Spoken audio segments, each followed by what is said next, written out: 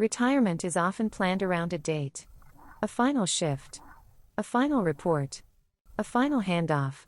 But what many nurses discover later is that the last shift is not just the end of employment.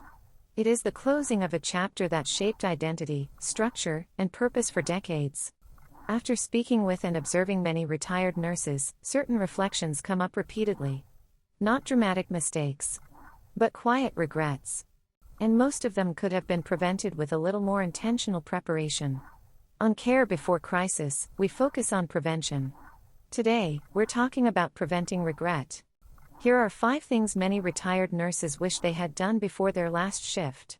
1. They wish they had planned their first 90 days. Many nurses prepare financially. Few prepare structurally.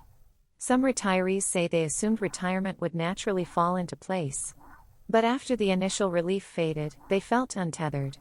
Looking back, many wish they had written down what their mornings would look like, what regular commitments they would maintain, how they would structure their time. The first 90 days set the tone for adjustment. Without a plan, the transition can feel abrupt. With intention, it feels steadier. Paperwork has a way of becoming overwhelming when postponed. Some retirees regret not reviewing benefits carefully, clarifying insurance transitions, understanding Social Security timing options earlier, organizing important documents in advance. This is not about giving financial advice. It is about reducing stress. Administrative confusion can cloud what should be a peaceful transition.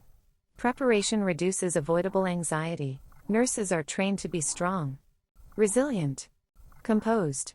But leaving a lifelong career can bring unexpected emotions. Some retirees wish they had spoken openly with spouses, friends, colleagues, mentors, about what stepping away might feel like. Anticipating the emotional shift allows space to process it. Ignoring it can make it heavier later. Many nurses retire from a job, but not into a defined next chapter. And that ambiguity can feel unsettling.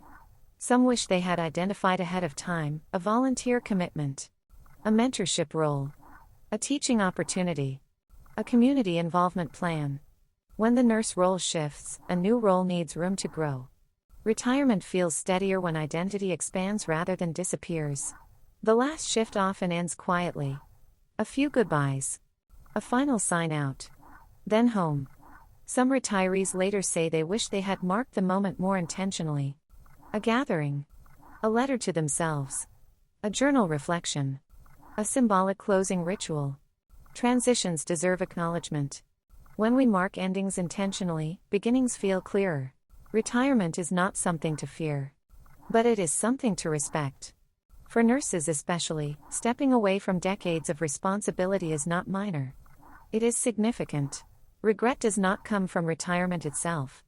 It often comes from rushing through the transition. On this channel, we talk about prevention before crisis. Sometimes crisis looks like a medical emergency. Sometimes it looks like emotional drift. Sometimes it looks like unnecessary stress that could have been avoided. If you are approaching your final shift, consider these reflections now. Plan your first 90 days. Organize your administrative details. Talk honestly about the emotional shift. Define your next role. Mark the transition intentionally. Clarity before change protects stability after change. Retirement should feel intentional, not abrupt. And with preparation, it can. Subscribe to Care Before Crisis for calm, practical insight on caregiver resilience, healthy aging, and navigating retirement thoughtfully. This content is for educational purposes only and is not a substitute for medical, financial, or psychological advice.